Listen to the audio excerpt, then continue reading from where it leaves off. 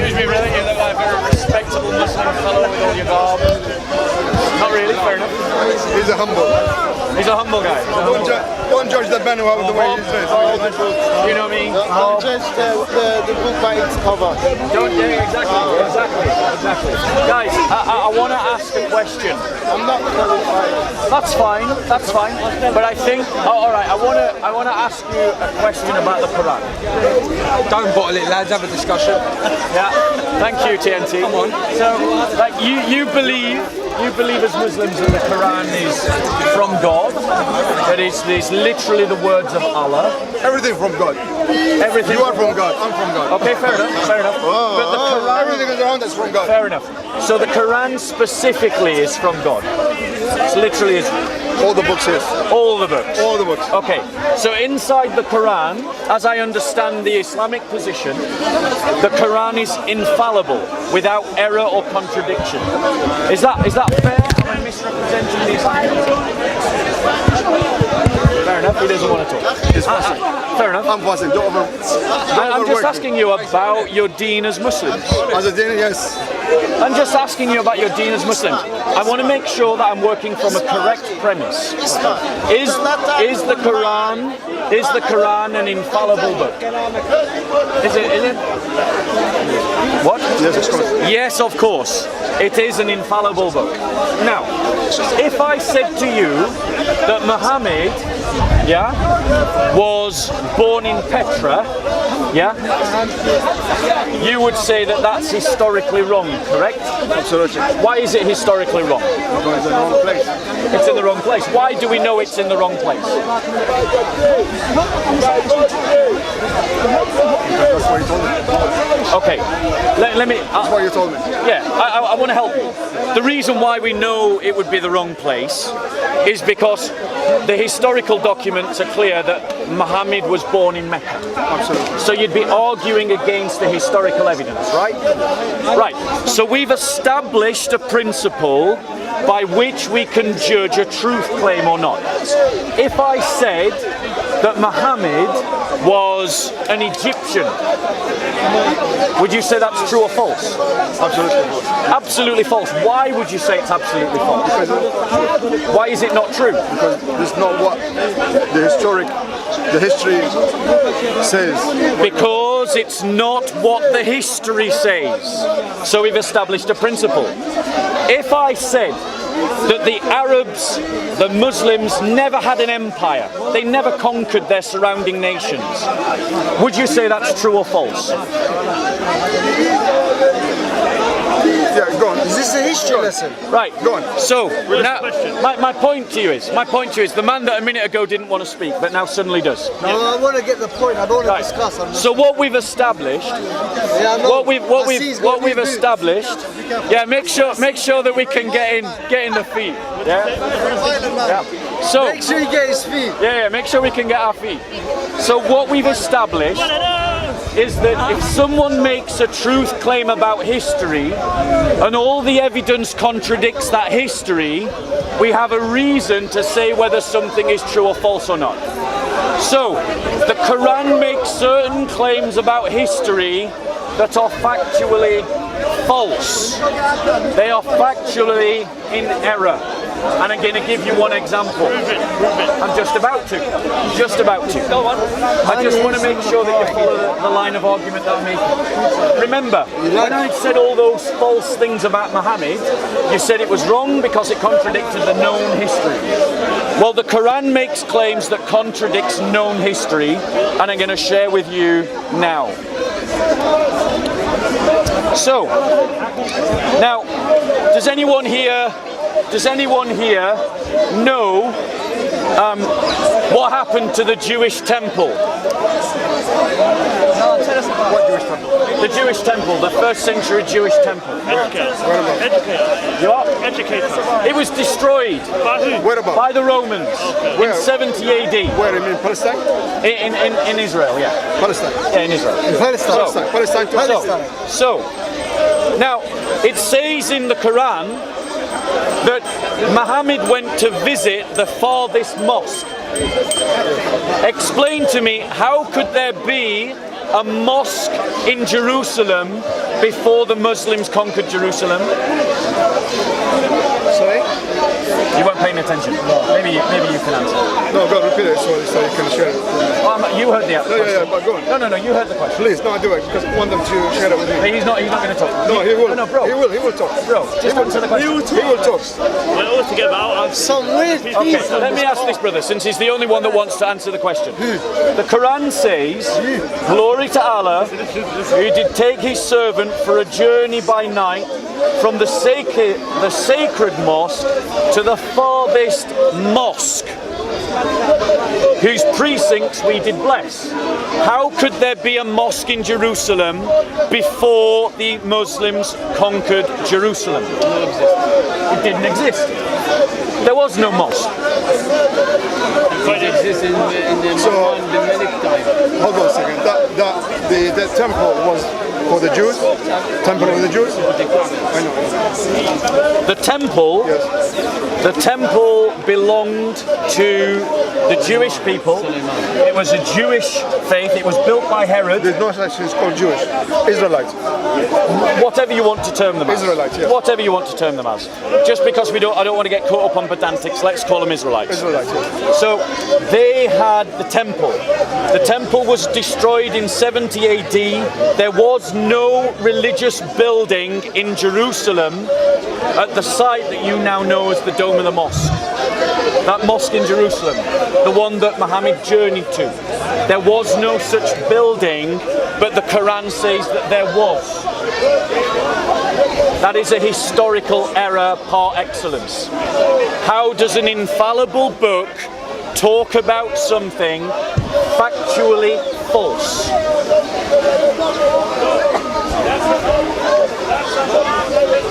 I think the silence speaks for itself.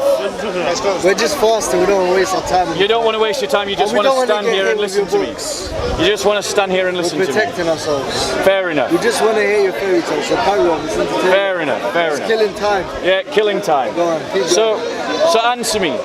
What was the building that was being referred to? Do you have another story for us? Do you not want to answer the question about I just want to listen like I told you. But Tell go me. on, tell us another story. Tell me, what was the building that was being referred to in this passage? Again, if you ain't got a story, I'm going to go find a story elsewhere. Do you have another story for us? No, not for you. Not for you. So notice, they don't have an answer. The Quran says something that is factually false. It speaks about a building that does not exist. It says that there was a mosque in Jerusalem. No such building existed. It is historically in error. That's the first one. Let's find some more Muslims. Let's ask them about other historical errors in the Quran. Hi guys, I hear you listening to me. I'm taking a guess, I might be wrong. Oh, are you Muslims? Are you Muslim? Yes, there's another historical error. Nope. Did you speak about the Al-Aqsa Mosque? Just not to interrupt you for too long. Yes. Did you talk about the date and time of the building of Al-Aqsa Mosque and the mosque in Mecca? The Alaska Mosque was built after the time of the conquest of Jerusalem. Okay. In the first... It was within the first generation. They conquered Jerusalem and then they built a mosque.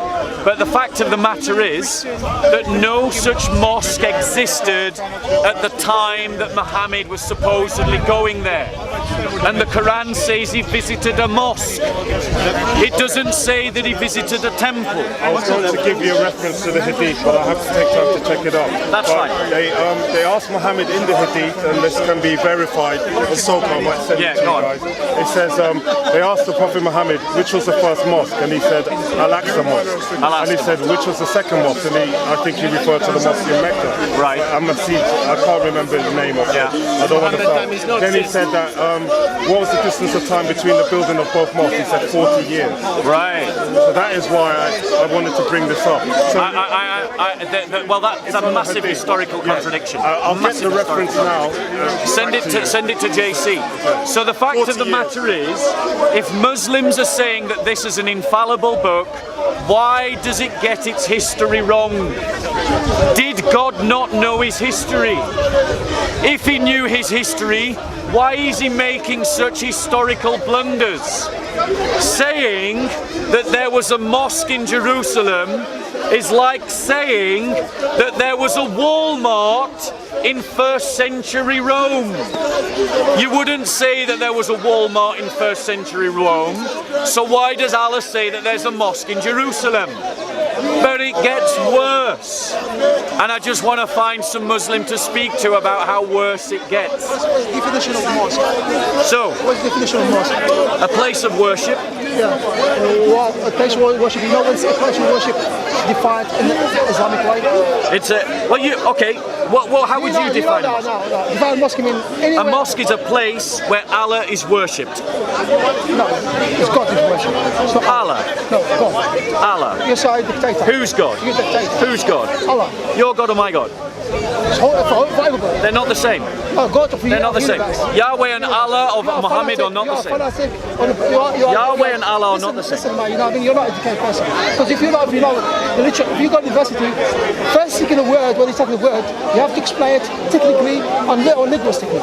You can't mix that between Arab language and English language. So you don't like my definition? No, you're not educated. So what's your definition? It's not my definition. What's your definition? Scholars' definition. What is your definition of it? You can listen.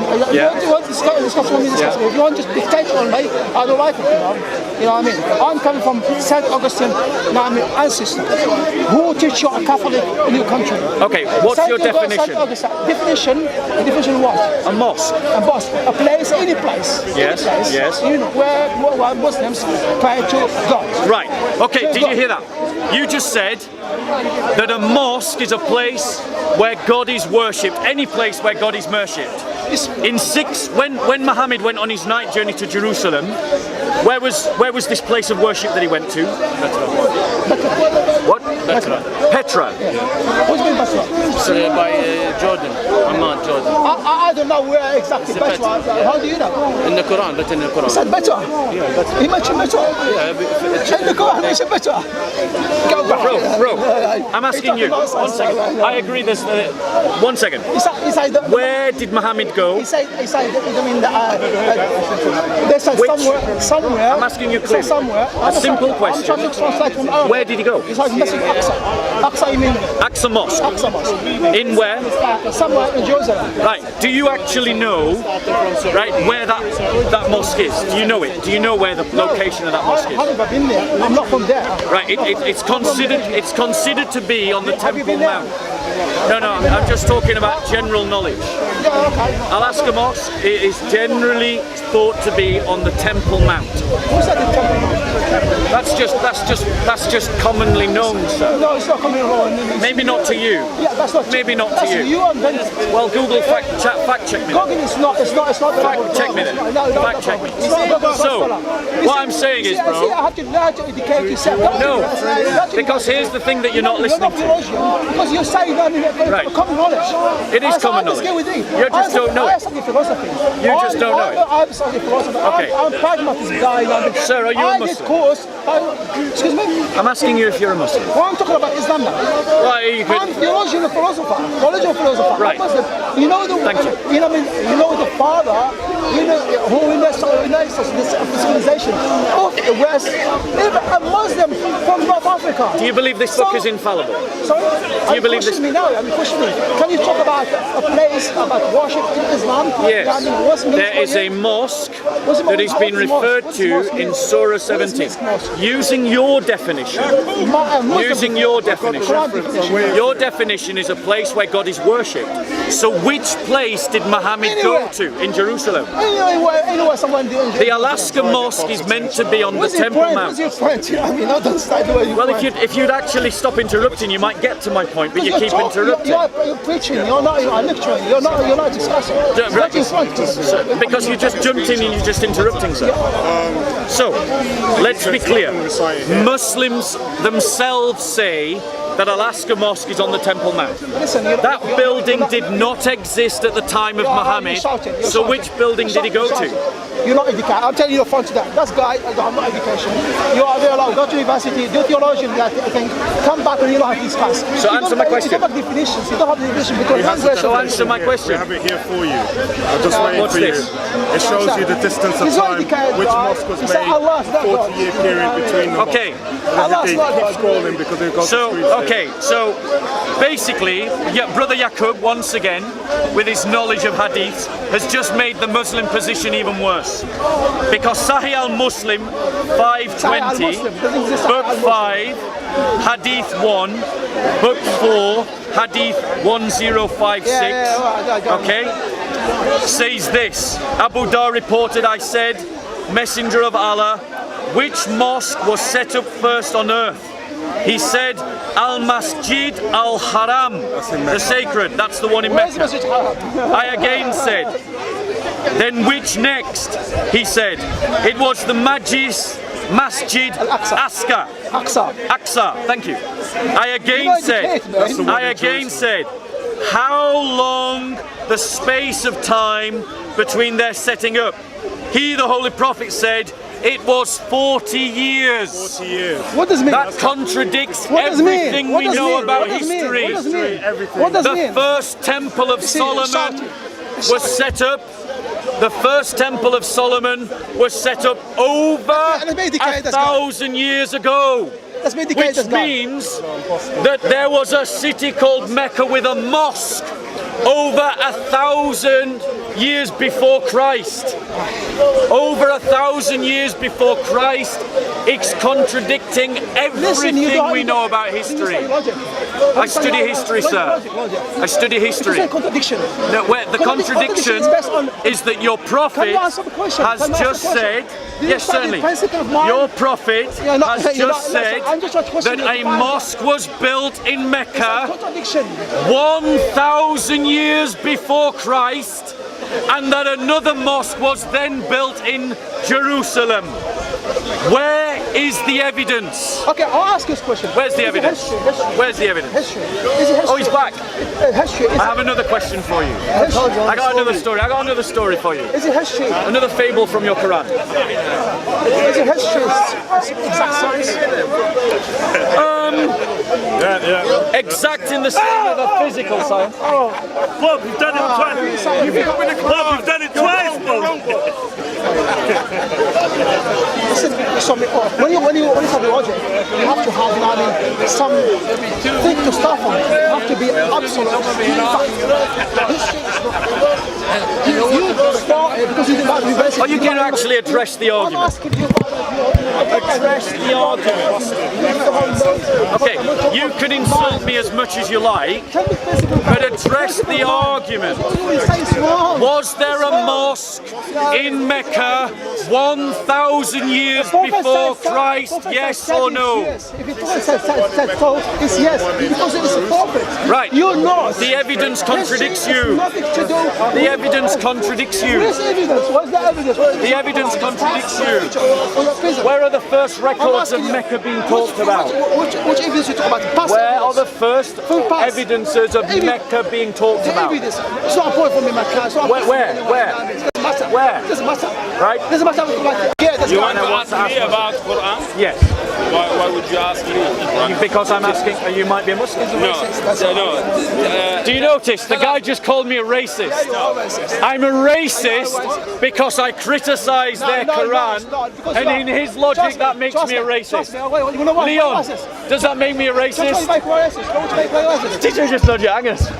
You know why I'm making racist? Why am I a You're not racist? educated. You're not. Oh, you're not. so a You're racist is ignorant. someone who's not educated. Yeah, same like you. I see. Tell us what I you know see. about Quran. Let's see. So, maybe it will be Look at something yourself, interesting. right? Let's look at another example of the errors of the Quran.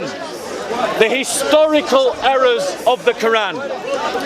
Ladies and gentlemen, put your hand up if you know the first references to chainmail. You know that armour, the armour that people wear of rings of steel bound together. When and where was it invented? It was invented by the Persians around the 6th century BC. You do not pronunciation. You do not pronounce a word. Some people try to argue. Some people try to argue that chainmail was invented by the Celts. No, if you look in the Quran, But it says Solomon. we have examples. Okay, guys, I'm going to step that way a bit. If you want to listen to me, follow me. If you want to listen to them, stay here. Go back to school, mate. So, we have examples of Macedonians, Celts, and Persians and Romans all using chainmail. Our earliest evidence of chainmail existing comes from the Persian Empire around the 6th or 7th century. King David lived 1,000 years before Christ. The Persians were 600 or 700 years before Christ. My numbers may be slightly off, I'm doing this from memory. However, you can check to see if what I'm saying is true. Google me now to find out what was the earliest reference to chainmail, and you will see that it was before King David. At the time of King David, the armor that was used was plate armor supplemented by thick leather armor. That is a historical fact. A historical fact that this so-called infallible book gets entirely wrong. It gets it entirely wrong.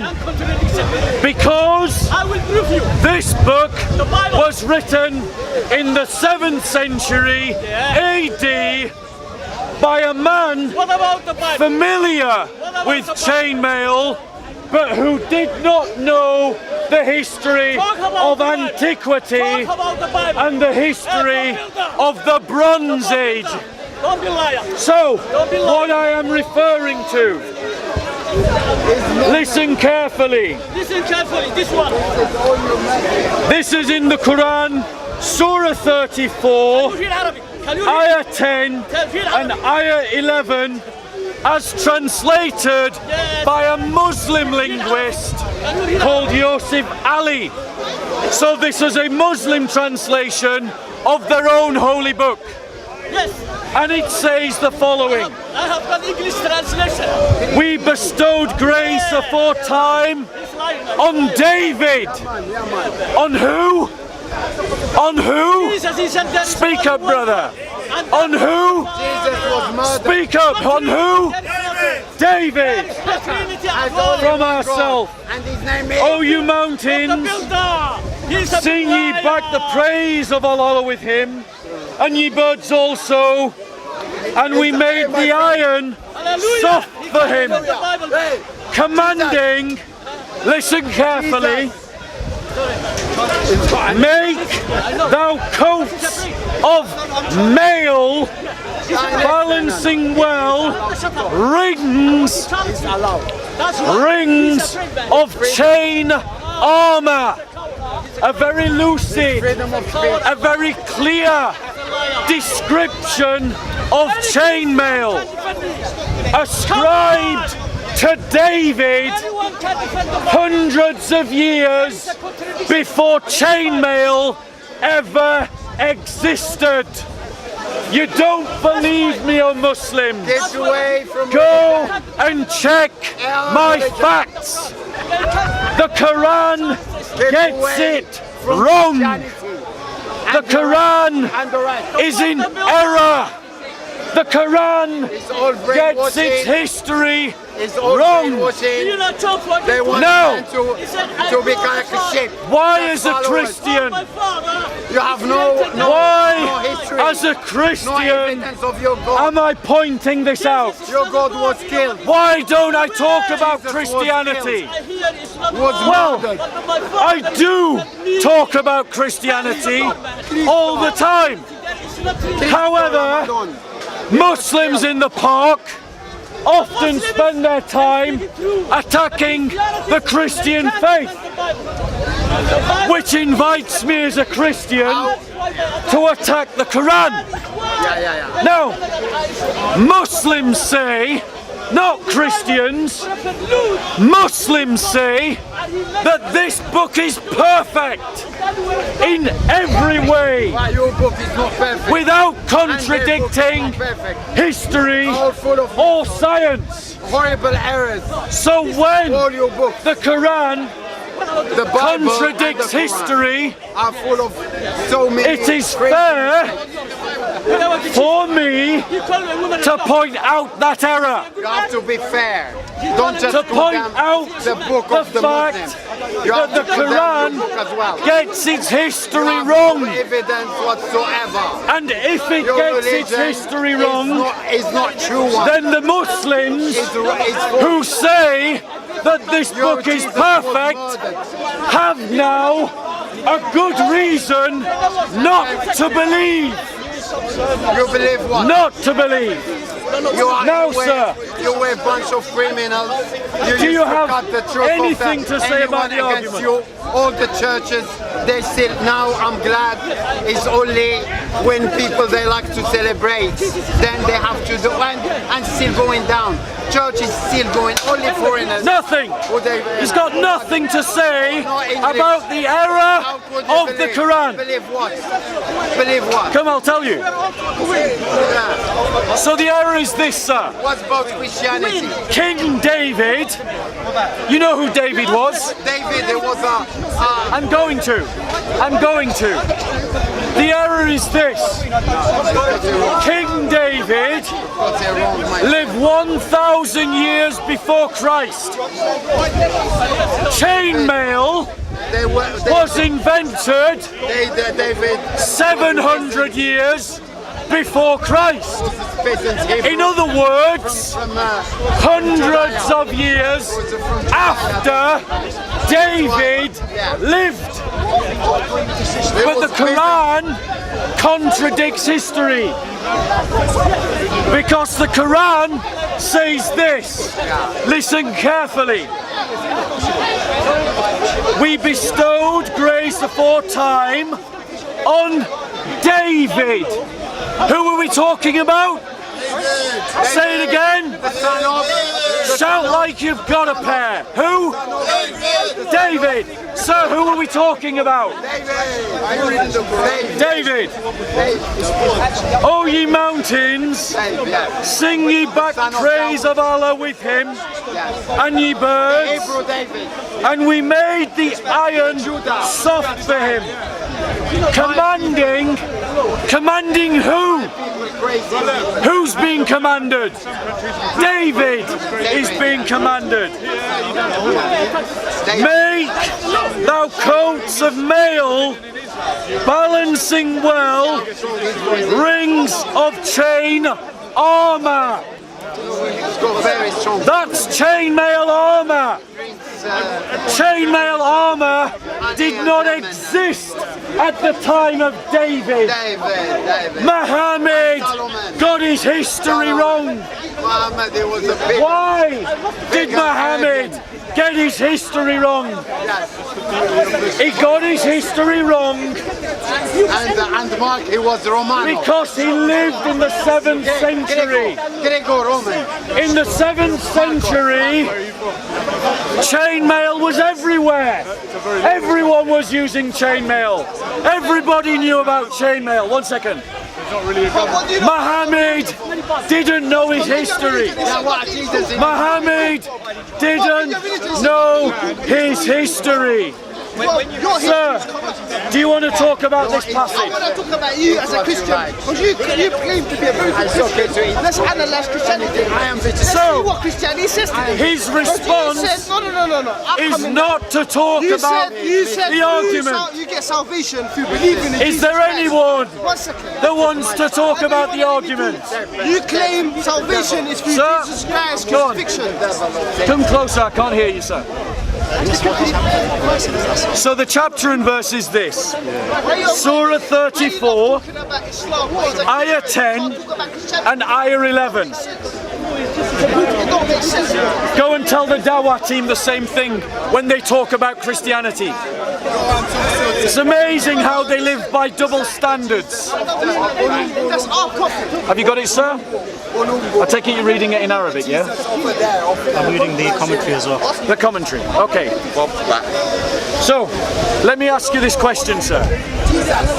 If I said, for instance, if I said that Islam started in Pakistan, right?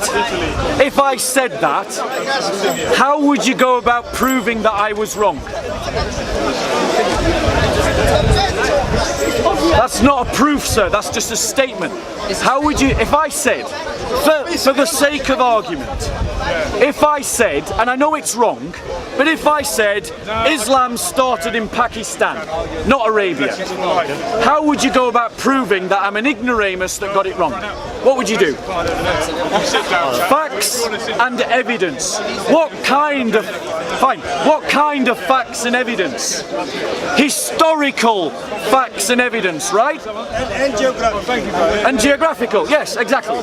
So you would look at sources, you would see how they correspond to geography, and you would look at artifacts, and you would triangulate those three things to conclude that if Bob said that Islam started in Pakistan, that Bob was an ignoramus because he said something that all the evidence contradicts. So, I already did, you just weren't listening. So, if Muhammad says that chainmail was around at the time of King David, and all the evidence contradicts the Quran, why is it that you suddenly abandon the principle that you established to refute me if I say Islam starts in Pakistan, but when that same principle contradicts Muhammad, you won't go along with the evidence? Evidence, sir.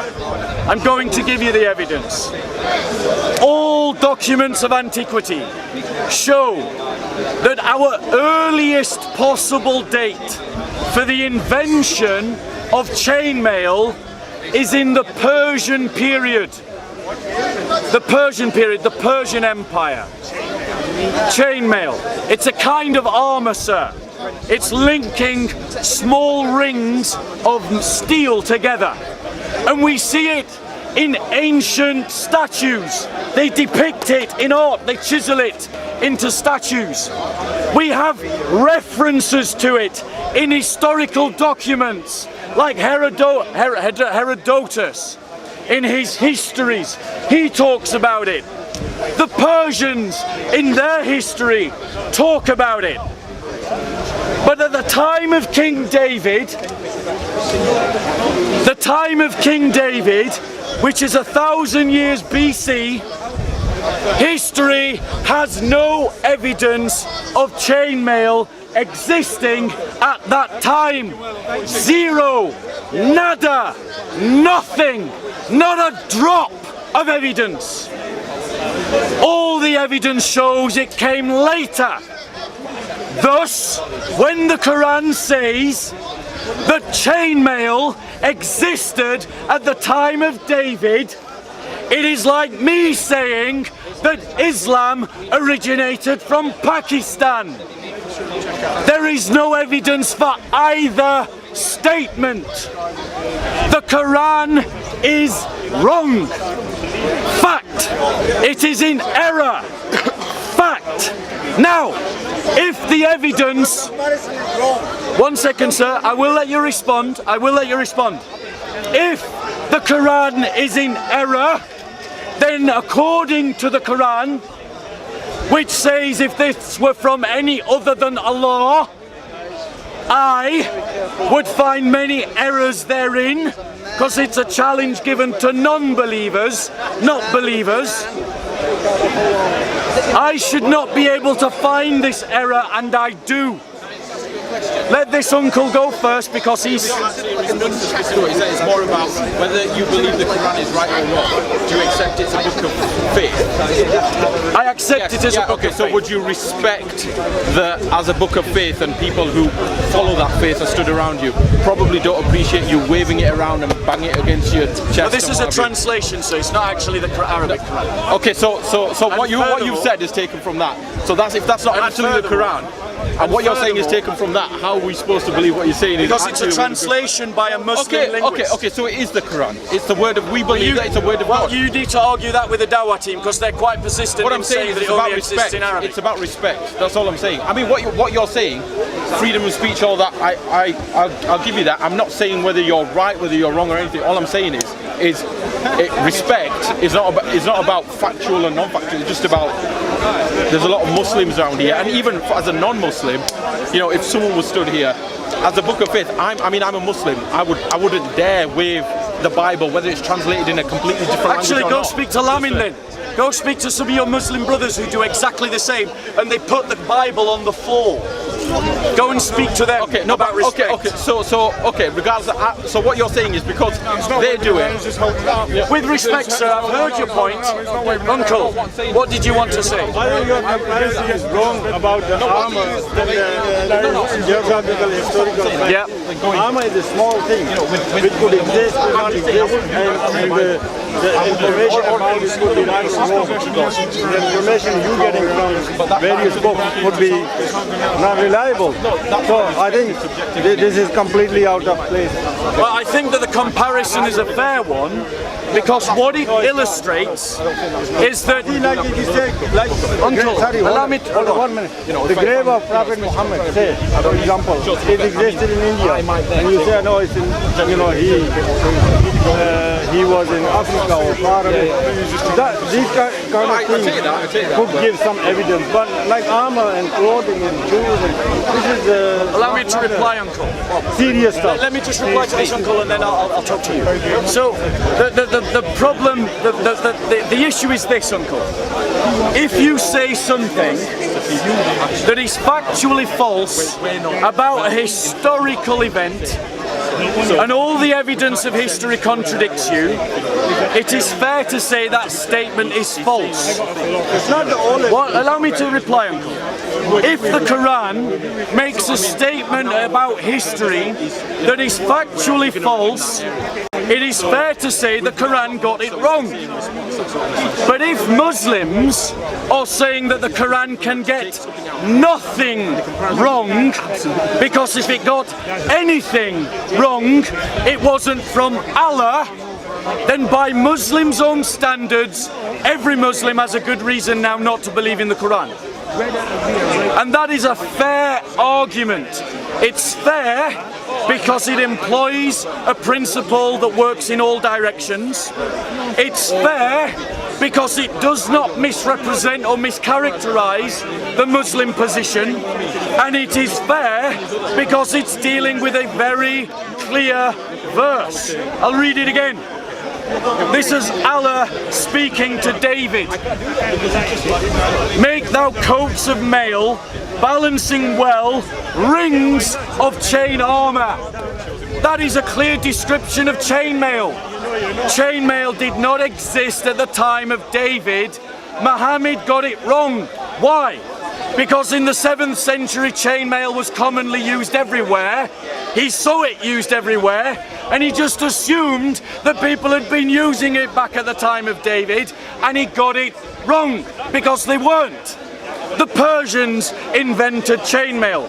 Arguably, the Celts invented chainmail. But either way, they all came after David. The Quran is just in error. You, sir. Bob, so you're a Christian, right? Yes. I've got 2 questions really for you. One, is it about this?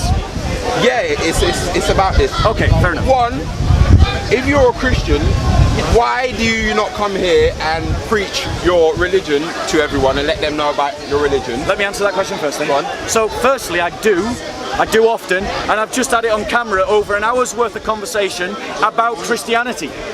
So that's the first thing, you're corrected. Secondly, I find it strange that people come up to Christians and say, why are you attacking Islam? Shouldn't you preach Christianity?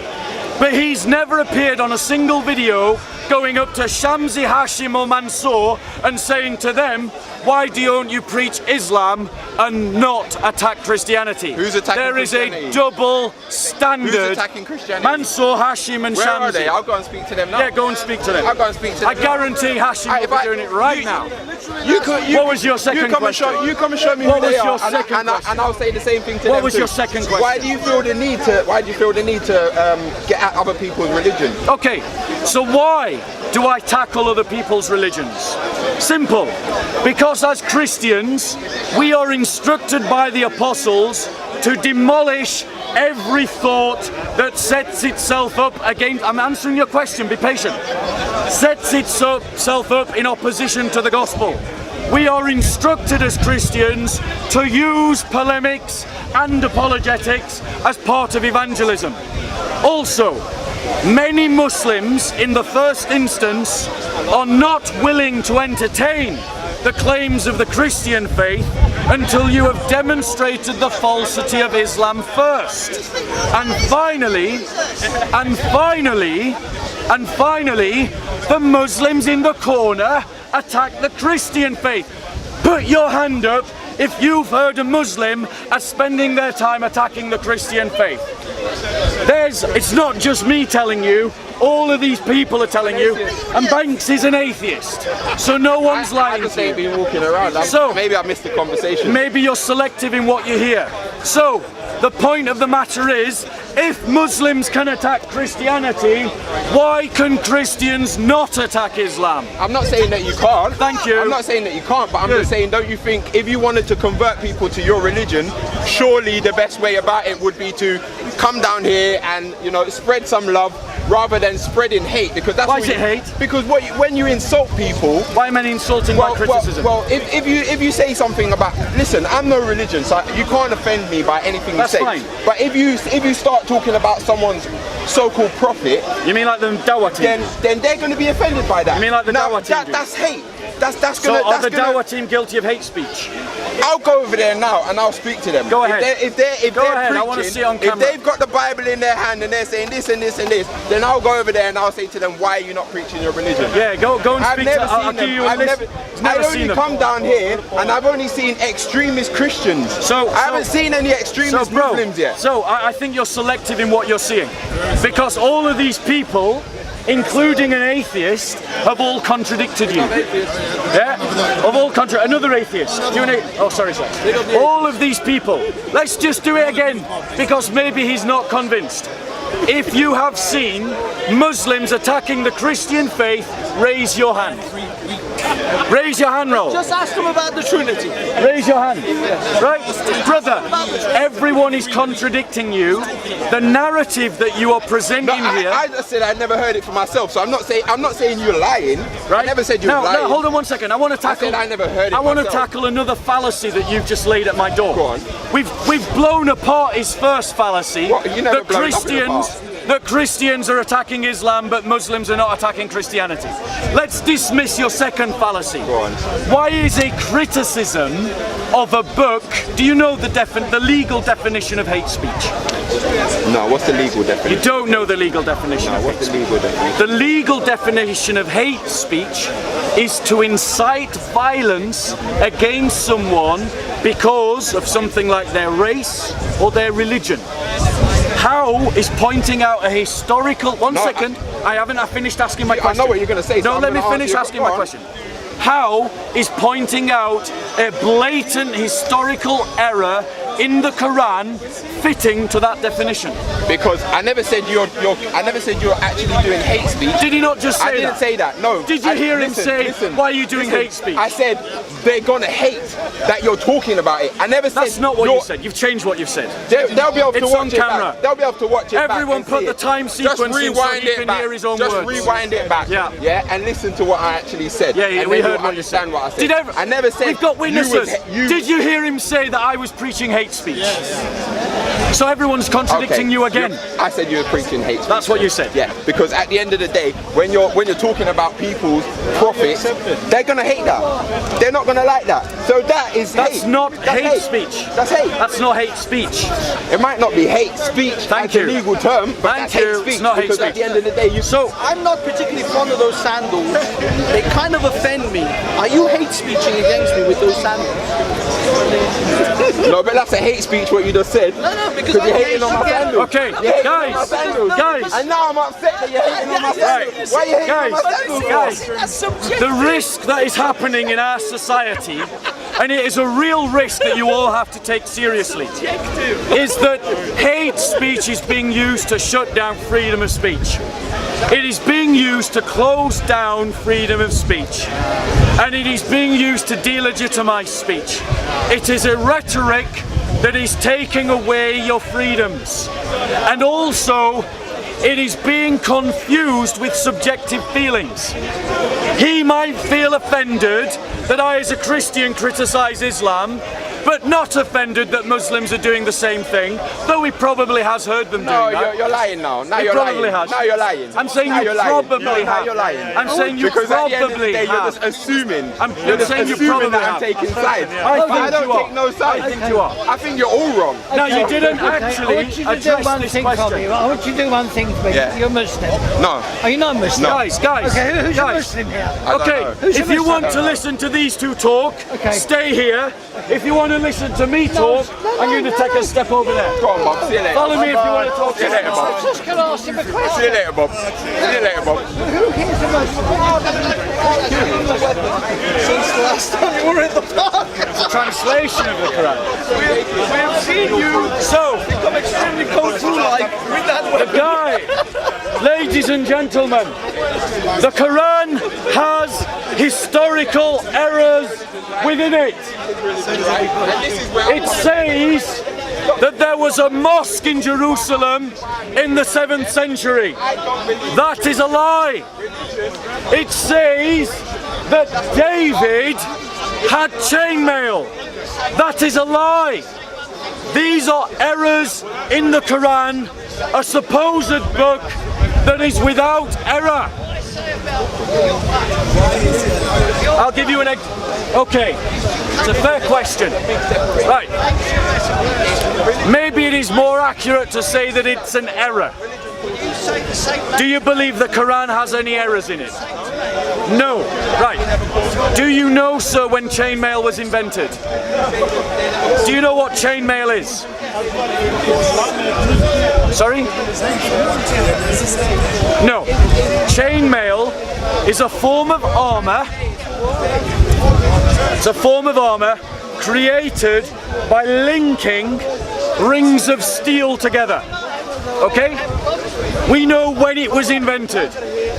We know where it was invented. The earliest records of it go back to the Persians. They came hundreds of years after David. You know who David is in the Quran? Who is David? Thank you. Okay. When did David live? A long time. His exact dates are 1,000 years before Christ. The Persians came hundreds of years after David was born and died. The Quran says this: we bestowed grace aforetime on David, in singing back the praises of Allah with him, and ye birds also, and we made him the iron soft for him, commanding Listen to the next bit. Make thou coats of mail, balancing well, rings of chain armor. Would you agree that is a description of chain mail? Did you know that you would agree? So the Quran has said that something exists historically before all the evidence shows its existence. Thus, the Quran is in error. Can the Quran be in error? So if all the evidence contradicts the Quran,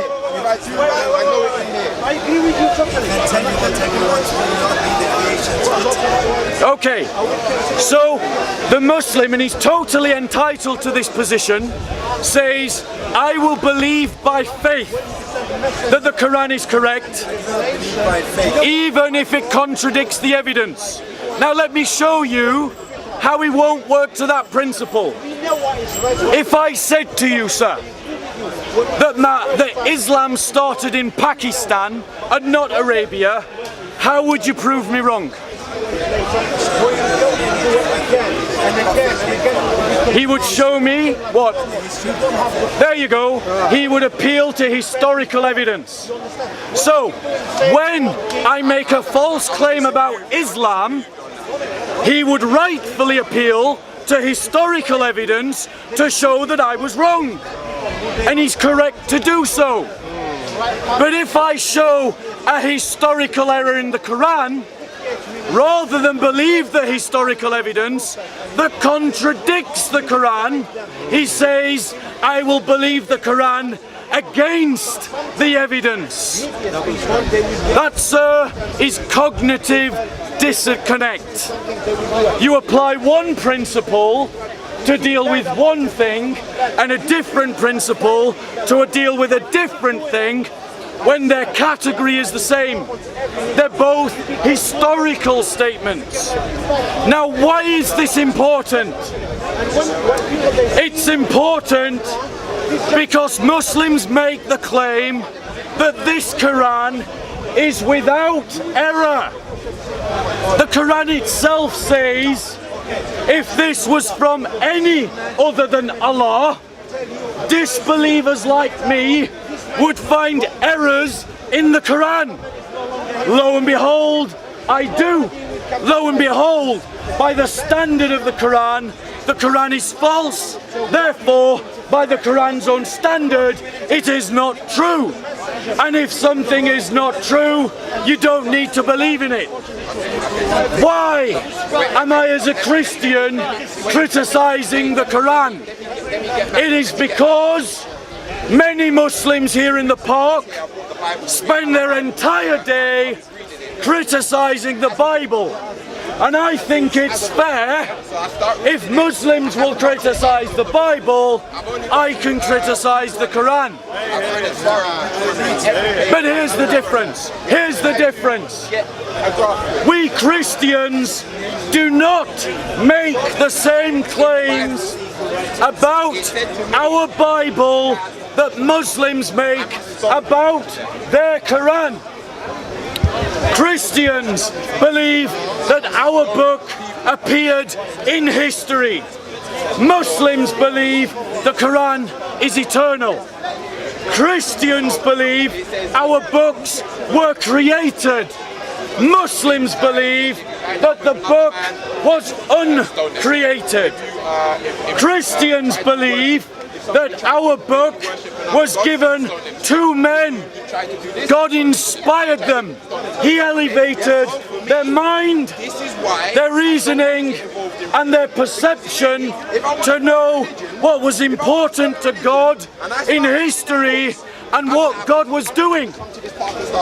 But they were writing man's words in the Bible, inspired by the Holy Spirit. Men's words. Men's words are fallible. Christians readily admit to and do not deny that there are difficult passages in the New Testament. All the Old Testament, shortly, sir, yes. Yes, certainly, shortly. However, we have a restricted understanding of what the Bible is in terms of its infallibility. Questions of doctrine and workings of righteousness, moral and doctrine teaching. By contrast, Muslims claim for this book that it does not make any errors at all. None, zero, nada, zip, not in history, not in science, not in doctrine. So when the Quran is contradicted by all the historical evidence, you have a choice. You can either do as this gentleman did and say, I am a Muslim, I'll believe anyway what the Quran says despite the evidence, or you can follow where the evidence leads you, and the evidence leads you out of Islam and away from this Quran.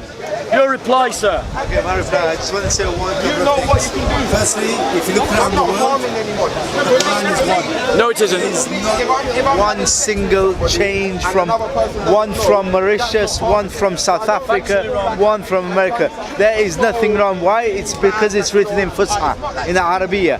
And in the Arabiya, it's exactly the same. Forget translation. Forget translation. Let's see where Isa alayhi salam is from. Isa alayhi salam is Jesus. He's Jesus. Isa is Aramaic. Isa is Aramaic. The Arab Christians translate the name of Jesus in their There is no J.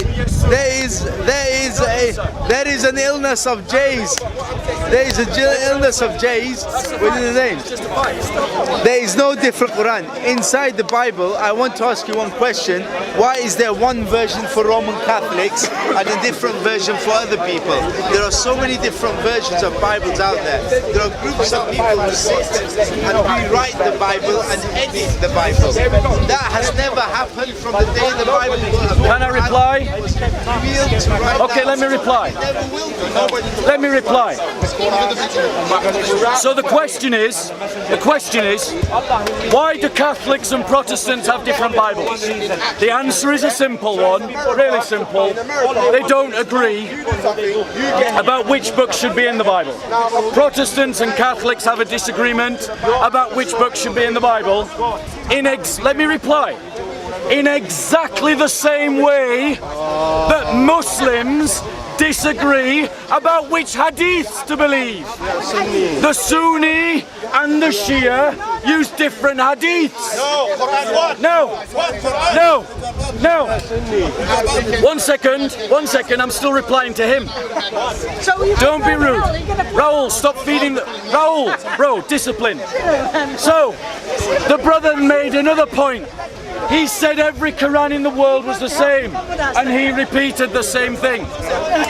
That is factually not true. Wash Quran. It's factually not true.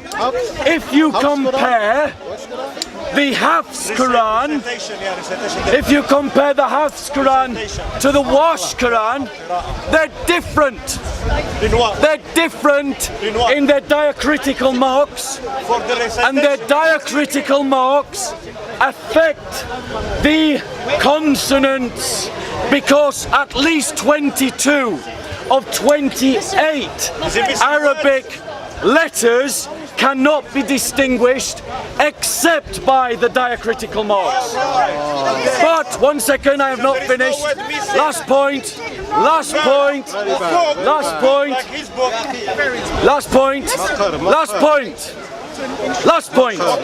So, it gets worse.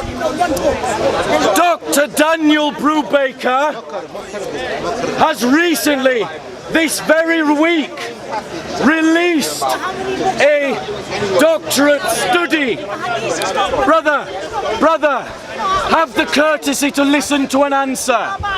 Just bad manners. Just bad manners. Just bad manners.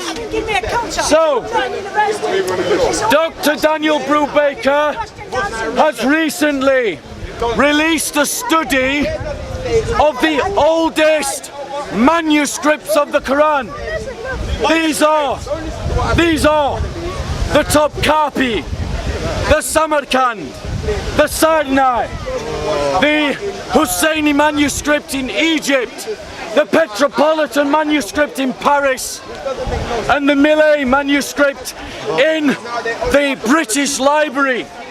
These are recognized as the oldest copies of the Quran, and he has noted that they have textual variants to the 1924 edition of the Quran. The brother is simply wrong in every way in saying that every Quran is the same. It's just not true. Can I know what's the Bible?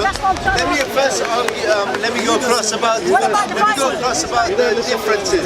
There's halves, there's different words, there's different types of dialects. When you go to the north of England, somebody might say to you glass. When you come to the south of England, somebody might say to you glass. Does that make it different? No, it's just a matter of dialect, it's just a matter of accent. If you're coming from north, it's different to south. So when you're actually having people reading the Quran, it's in different variants. It's due to the accents that they have come with, but the meaning does not change. So the words are the same. The Roman Catholic Bible. The Roman Catholic Bible. Can I reply? Let me reply to this brother. Is it my turn to reply? I don't want to interrupt him. Okay. So his argument was that these textual variants. Not the textual variants. Allow me to, sir, stop interrupting. Sir, I did not say that. Yeah, you interrupted. I am not interrupting because I said it's to do with linguistics. If you would actually let me finish, allow me to reply without interruption. So, if you can constrain yourselves and listen to the full sentence, you will realize that you were not mischaracterized.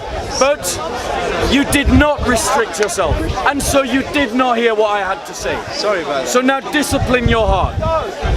Now, his argument is that these textual variants are nothing but dialect accent, like glass and gloss. Now, firstly, that is not what a dialectical difference is. A dialectical difference is something akin to saying tunnel and gentle. That's a dialectical difference. He's talking about accents, not dialectical differences. Is the meaning the same? Don't interrupt. Is the meaning the same? Don't interrupt. However,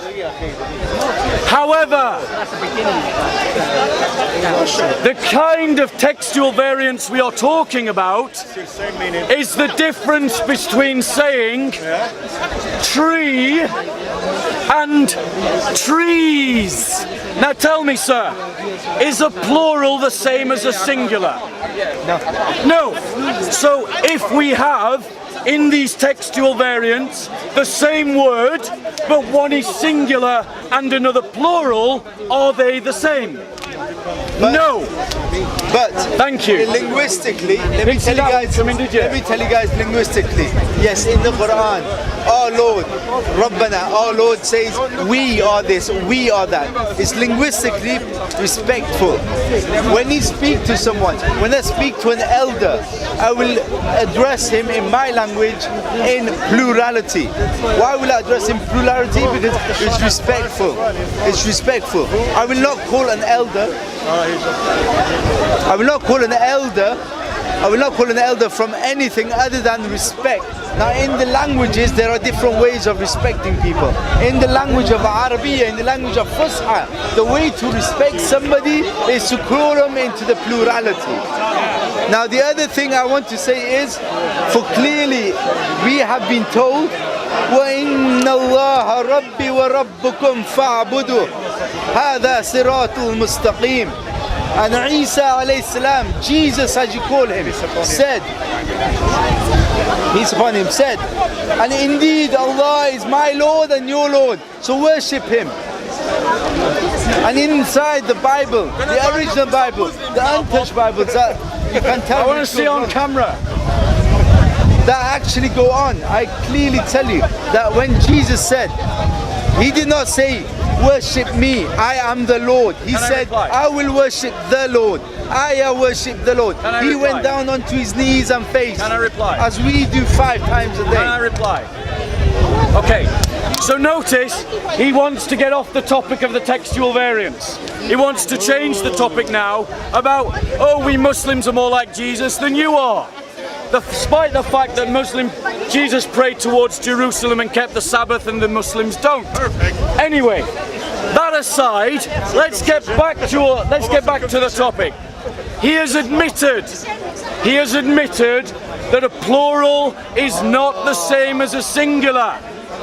And there are examples between the Hafs and the Wash Quran where the same word appears in the Hafs as a singular and then appears in the Wash as a plural. Thus, they are not the same. Thus, my original statement is true, and his original statement that they are all the same and there is only one Quran is false. But here's another example for you. Is the word owner the same as the word king? No. Well, there's a passage in the Quran where the Hafs says king and the what? Yes, he knows it. Of course. He knows it. So, is every owner a king and is every king an owner? Yes, they are. In your linguistically, no. What you got to realize when he's speaking about God, he is the King of Kings. If you speak about the owner, he is the owner of all owners.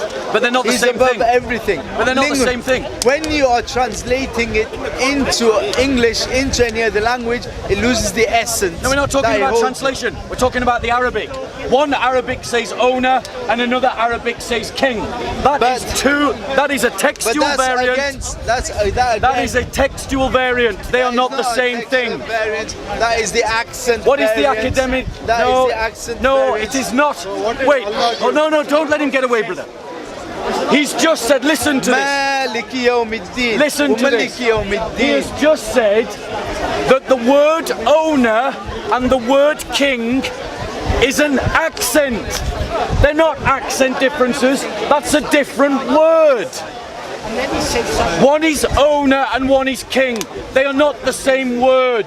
And every academic will tell you that that is a textual variant. That is the very definition of a textual variant. Do you know what a textual variant is? What is a textual variant? When they differ. What differs? What differs? What? The pronunciation. Let me give a more accurate definition of a textual variant.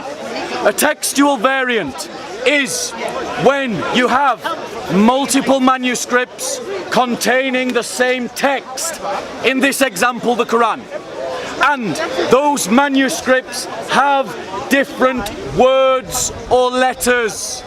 That is the academic definition of a textual variant. If you have two texts, two manuscripts that are taught, that have different words, you cannot say they are the same. That is a lie. And you certainly can't say that the word owner and the word king are the same word. And you're aware of them. For him, he is owner of the two worlds. What are the two worlds? Rabbul Alameen. He is owner of this world and the world in the hereafter, where there will be hell and there will be heaven, where we will be questioned. He is also the king of these two worlds. So in contextual wise, if you say, okay, there's a variance, the meaning is not different. So if you want to, okay, I'll agree to you. You saying in your... the way you have nursed that B, by the way, is a wonderful example of gentleness. You have to be. You have to be. And I just want to applaud. It's a wonderful example. You have to. But what we're going to is, we have the Quran. We have what it says inside of it. Yes, there are words, there are differences, and yes, I agree to what you're saying. Owner and king is totally different. Thank you. I totally agree to that. But what we are trying to get to is not just the words, but to reflect upon what it's talking about. If he is the owner, Maliki Yawmiddin, he is the owner of the religion, he is the king of the religion. At the same time, for Allah, it does not matter, because he is for everything. God is in charge of everything. He created everything, whether he is owner of all the creations or whether he's owner, king of all the creations. May I reply? So, do you remember at the very beginning of our discussion on the text of the Quran that you said that there is one Quran and they are all the same? Yes. Now that we've talked about it some more, are you still saying that all the Qurans are the same? Yes. Right. There you go. Cognitive dissonance. It's not cognitive dissonance. You have accepted, because you in the Quran. You have accepted a textual variant exists, but then you're saying it's the same. It is written the same. It's not. It's the person with this different accent that says it differently. It is written the same. So it's not the same word. So no. Is Maliki the same as Malik? Maliki, but the thing is, you got to go back to the history of how the people spoke at that time. It's a straight question. Is Maliki the same as Malik? Maliki? Maliki is the same as Malik. I'm not Arab, it's not my first language, so obviously you'll have to make allowances for the mispronunciation. Malik. Are they the same word? Are they the same word? They're two different words? Two different words. As you say, from written, but in written, it's not. Right. What you it's know. the accent. No. No, it's that's not an accent. Why can't we? It is the accent. An accent. Why can't we talk about northerners and southerners? Why do southerners go and say glass, pass? Right. Why do northerners go and say the same word? Pass. Allow me to address that point. Because you are profoundly confusing the question of accents with textual variants. Let me explain why. You are using the let me explain why. You are using the example of glass and gloss to try and explain the way that one version of the Quran says king and another version of the Quran says owner. That is not an equivalent comparison. An equivalent comparison, would be an example I'll use from the Bible, where we have textual variants and we readily talk about them, where one says, referring to Jesus, he, and another one says, Jesus. Those are two different words. They are a textual variant. Right? Now, pronoun and a name are not the same thing, even if they're referring to the same person. That is the kind of example that we've got when we talk about king and owner. And now we Christians are honest, because our religion is not built on the book emerges from our religion, that we don't have a problem with these textual variants. It doesn't matter a jot to me as a Christian. One second, bro. It doesn't matter a jot to me as a Christian whether the Bible says he or Jesus. They're talking about that. They're talking about it. And we Christians have never, ever, ever claimed that the Bible has been perfectly preserved and there is only one Quran in existence. But you have. And the evidence contradicts you, because we can see clearly there are multiple Qurans, and not just in terms of the Hafs and the Wash, but when you compare the ancient Qurans to the 1924 edition, there are corrections to the ancient text. I will agree with you, there are corrections. There are corrections in the Quran. But what I am trying to tell you, when the Arabs of the old, they actually wrote the Quran, if you look at the letters, they have dots. Yes. They have like, in the olden times, there were no dots. Correct. Like for example, the letter Sh, it's a circle with 3 dots right now. Yeah. And the letter S is just the same as the Sh, but without the 3 dots. In the olden times, there were no dots. This is an innovation of the newer times for people to distinguish between the letters. Thank you. There's a word that's been inserted into the What time coming? Yes. What time? Actual words. Actual Allah. in the Husseini manuscript, honestly, bro, she's correct. She's correct. So, well done, sister. Absolutely. I agree with you. Yes, you say Husseini manuscript. You say the Shia. Yeah. Shia never existed in the time of the Prophet. They added the name Allah Shia never 12 existed. times to the Husseini manuscript. Ilahim in Hebrew. Can I just point out in Hebrew you say Ilahim. Brother, can I just point out something? The manuscripts that were investigated by Dr. Daniel Brubaker are your earliest manuscripts. You don't have earlier ones to look at. Okay? They are your earliest. And they were written before the implementation of the diacritical marks. So they were written before vowelization of the text. Now, they demonstrate the fact that those texts had erasures. Do you know what an erasure is in textual criticism? No, go on. An erasure is when a word is there and then someone comes along and scrapes it away. Okay? So there's examples where someone has come and written a word and then someone later has come and removed a word. There's example of tapeovers. Do you know what a tapeover is? Someone's written over something else? No. Well, yes, sometimes. So a tapeover is when you have a series of words that you want to get out. You want to splot it out. It's the ancient equivalent of Tipex. You put manuscript over the top of it. It's just blank, and it blots it out. Now sometimes those erasures are written over, which means that at some point in Islamic history somebody thought that the Quran should include some words that then other Muslims thought no, those words shouldn't be there, and they corrected the text. Should I tell you why I think it's still not true? Go on. Because from the starting, even if there's written and everything like that, people at the starting were not writing, they would pass it on by the word of mouth. Yes. Totally agree? So I'll when come to that. Okay. And yeah, the Chinese whisper and all that comes along. But why is it that the Quran that is found in Iceland, forget the written part, but what he says is the same as the one found? This is a claim that can never be proved. Let me explain.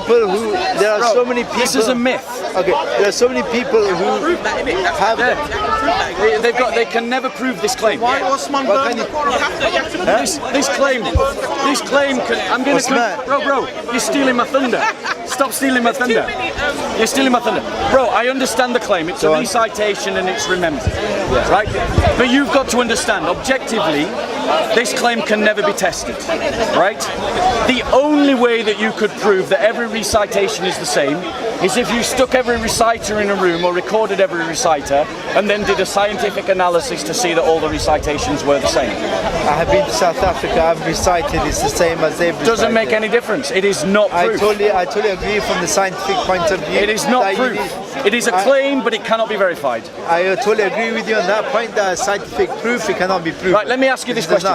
Let me ask you this question. Claim. Because Adnan's bursting to break into this conversation. So let me ask you this question. Yeah? In the earliest stage of Islam, why did the Quran become codified? What prompted the codification of the Quran into a manuscript text? So for people who were able to write at that time, for people to send it? No, that's not true. According to your own hadiths, the reason why Uthman was prompted by his generals to codify the text of the Quran was because Muslims were fighting one another about its recitation. In other words, the idea of simply reciting the Quran failed. The first Muslims couldn't agree, and that prompted the earliest Muslims to have it codified into a text. Now, 1 second. I'm taking it you're a Muslim? Yes. You tried to learn the recitation of the Quran, of course. When you, as a student, tried to learn the recitation of the Quran, do you just listen and repeat, or do you listen, read and repeat? I listen, I read and I repeat. Exactly. And do you think that human beings in the past were any different? No, but I've also learned stuff by just listening and repeating. Yeah, but in terms of the Quranic recitation, let's be clear. It is impossible for a human being simply to learn through recitation. And it is demonstrated by the fact that that very effort that the Muslims genuinely tried to do in the first century failed. And that's why you had to have a text to help people recite the Quran.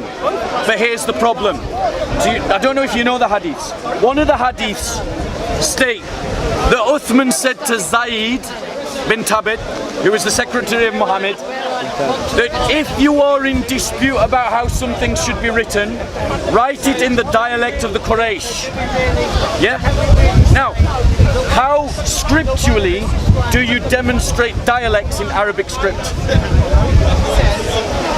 By different ways. I understand where you're coming from. No. I want you to answer this question. Because if you don't, I'll answer it for you. Don't answer it. Scripturally, how do you demonstrate the script of Arabic? By the way it's written? Yes, but what specifically? What helps you to pinpoint this dialect and not dialect? The connotations on it, different. The dots, right. At the time of Uthman, Kufic Arabic did not have dots. So why does the hadith talk about something that didn't exist at the time of Muhammad? I'll tell you why. It's because the hadith wasn't created at the time of Muhammad, it was created after the time of Muhammad, and it was created by Muslims who were aware of diacritical marks because they had been put into the text. And those Muslims did not know that at the time of Muhammad there were no diacritical marks. And so they put into the words of Uthman and his generals words that they never uttered. And these hadiths are called Sahih. Your religion is based upon a myth. Your book is full of errors. Your Quran has been changed. It is time to find a better God, sir. That God is the Christian faith. Yahweh, the God of Abraham, Isaac and Jacob. The God of Abraham, the God of Jacob, the God of Moses. Yes, that God of David. That God. The God of John the Baptist. The God of Jesus Christ. The God of all the prophets. The God of all the prophets Messiah. Is also the God of Rasulullah sallallahu alaihi wasallam. Well, all the evidence would seem to suggest otherwise, and we've just talked about that in Greenland. Anyway, so you're a very pleasant man. You have a lovely day. I really encourage you to think about what you've heard today. Thank you, Adi. Okay? And then if you want to come back and next time we talk, if you want to spend an hour talking about Christianity, I'll gladly do that with you. I just want to finally just go away by saying, as I said in the Quran, وَإِنَّ اللَّهَ رَبُّكُمْ وَرَبِّي فَاعْبُدُوا هَذَا صِرَاطُ الْمُسْتَقِيمِ. And Isa alayhi salam never ever called himself God, never once. I can show you that in a minute. But it's not the conversation. I know the it all converts to accept this religion. I am going to go. But that's what I'm going to say at the end. I'll just reply to that point, and then I'm going to go. Okay. Okay?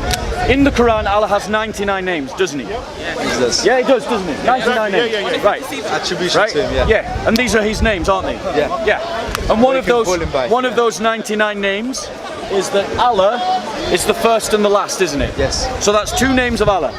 I'm going to show you where Jesus calls himself the first and the last. Because you just said a lie. Not because you're lying, but because you have been lied to me in English. Yes. Thank you very much. Translation, there's an illness of translation. Not one language can be translated. Bro, before you make up excuses, at least listen to the evidence. I'm going to listen, and I'm going to, before you read this, bro, one second. You just said that Jesus never called himself God. That's what you said. I am going to show you, not only does he call himself God, but he calls himself your God by using the names your God uses. And the real question is not whether Jesus calls himself God. The real question is, he's not even listening. Why does Allah steal the divine names of Jesus? Listen to this. This is Jesus speaking. I, Jesus, have sent my angel. He's the one speaking. This is what he says before that. Behold, I am coming quickly. My reward is with me to render every man according to what he has done. I am the Alpha, the Omega, the first and the last. That is Al-Awwal and Al-Akhir. Those are the names of Allah that appear in the Quran. So now let me ask you one quick question. Why does Muhammad take the divine names of Jesus and attribute them to Allah? Then let me answer that with your question. Why did Jesus need to be born? So, why did he have to go through the dirt and the dust and That's changing the subject. Changing the subject. It's not changing the subject. Changing the subject. Always they returning the question by the question. Okay, bro, I said I would show you where Jesus called himself God. I've done that.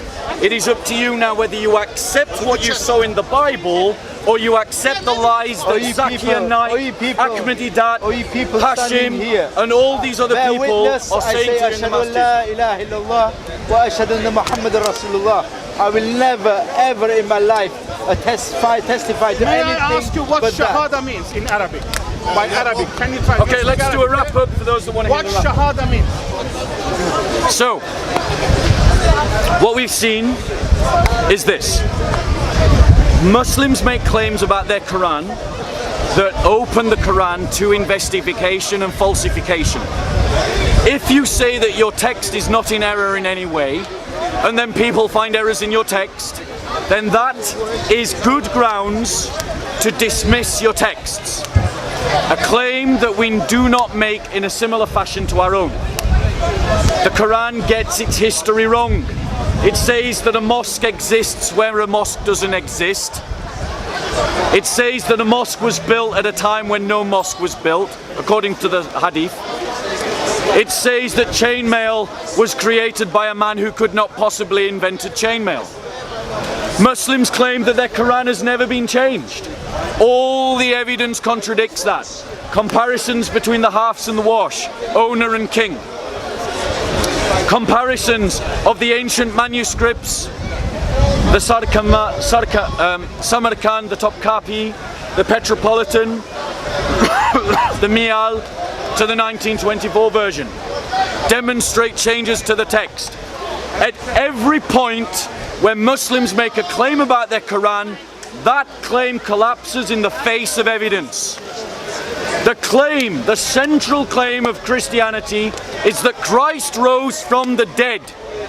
And that claim has been challenged for over a millennia, and the evidence continues to mount up on our side, not against us. I invite you, if you're a Muslim, not to make a jump of faith, but to follow the evidence. The evidence contradicts your religion. Go with the evidence, leave Islam. Look again at the Christian faith, look again at the Christian claims and weigh them up. Not by what Muslims say about our claims in the masjid, not by what Zakir Naik says or Ahmadidat, but by speaking to knowledgeable Christians and learning our faith from us. I greet you in the name of our Lord Jesus Christ.